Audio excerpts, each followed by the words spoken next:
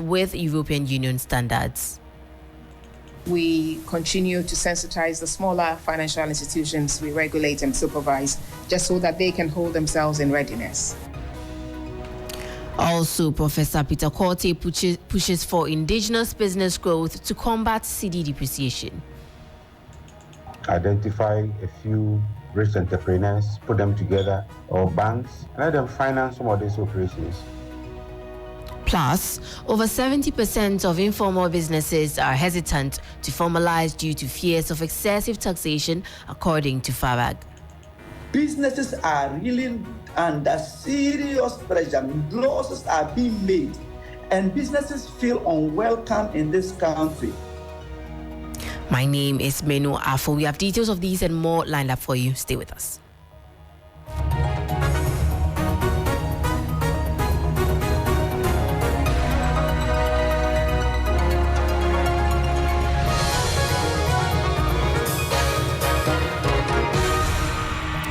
Thank you for your time in our first story. Despite successfully passing the Financial Action Task Force evaluation and being removed from its non-compliance jurisdictions list in January 2022, Ghana has proactively launched a national risk assessment on money laundering and terrorism financing.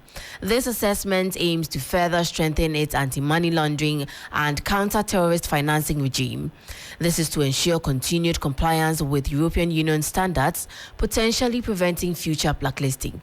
The following report has more.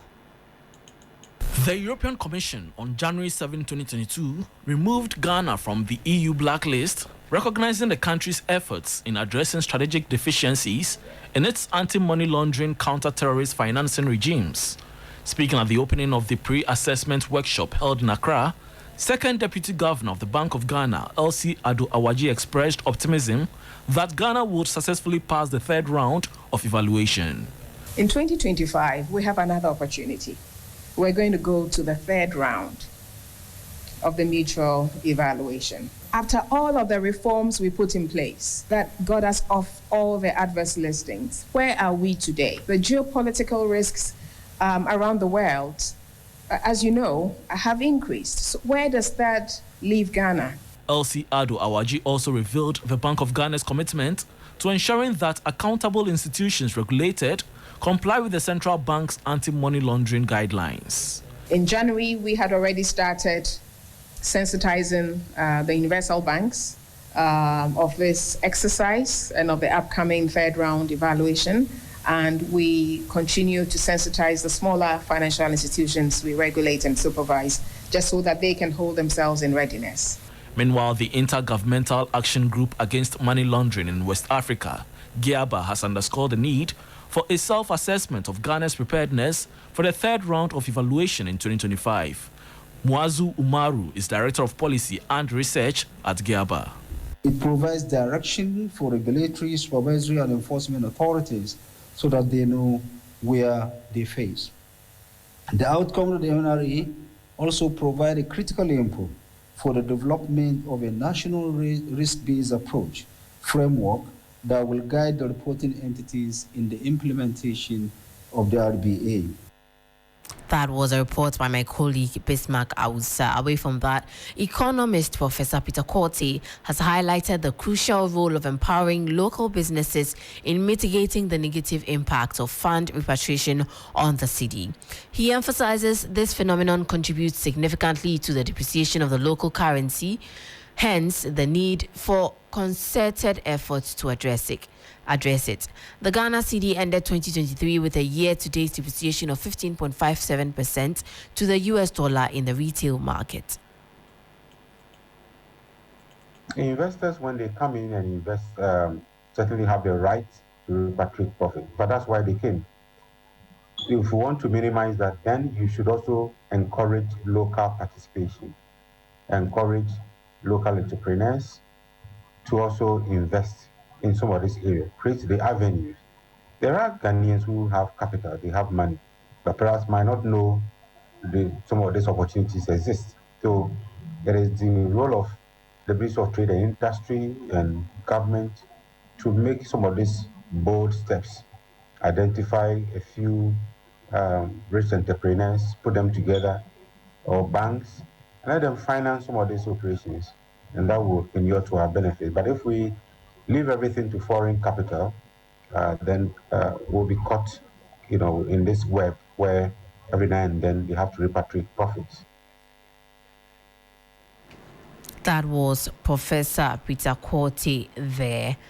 Also, Executive Chairman of the Food and Beverages Association of Ghana, John Awuni, says over 70% of informal businesses are not willing to formalize for the fear of excess taxation. According to him, overtaxation of the formal sectors of the Ghanaian economy is disincentive for any informal sector player to formalize. In his response to the Vice President and flag bearer of the ruling New Patriotic Party, Dr. Mahamadou Bawumia's vision for the country, he called on him to cut taxes that he promises to abolish now and not wait to become president before. The data clearly show that manufacturing sector grew by -2% in the year 2022. Yeah. We still have almost about 70% of informal businesses refusing to formalize because of the issue of overtaxation. I was one of the privileged participants at the Ghana Prosperity Dialogue, which was held by the Minister of Finance at Moving Pick last year. And all the panelists that they put together, about 6 or 7 of them, everyone was unanimous that the private sector was overtaxed. Businesses are really under serious pressure. Losses are being made, and businesses feel unwelcome in this country. Businesses feel so disappointed, and that is the reality. And that is the reason why we have mass level of unemployment in the country, because if the private sector was doing well, the unemployment situation would have been much more better. That is why the level of corruption has kind of perception of corruption index has kind of increased, because people feel that they will have to cut waste in order to survive. You heard the voice of Executive Chairman of the Food and Beverages Association of Ghana, John Awuni. Now take a listen to how the cedi is faring against major trading currencies and how some of our key commodities are faring on the global market.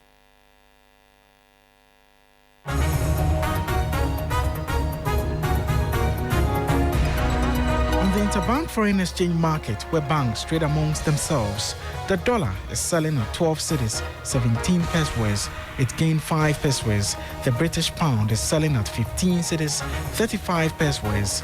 It also gained 5 pesewas. The euro gained 3 pesewas and is selling at 13 cedis, 10 pesewas. However, be guided that these figures will be higher at the Forex Bureau near you.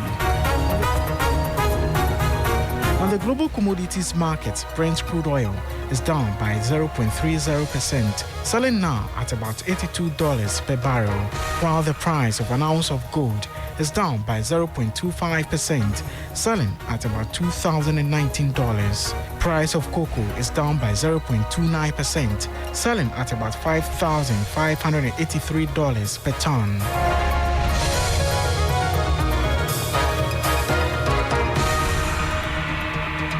That was an update from the Forex and commodities markets, ending business news on Sunrise. For more business stories, please check out our website, 3news.com. My name is Manu. Afful. Do stay tuned. Sunrise continues.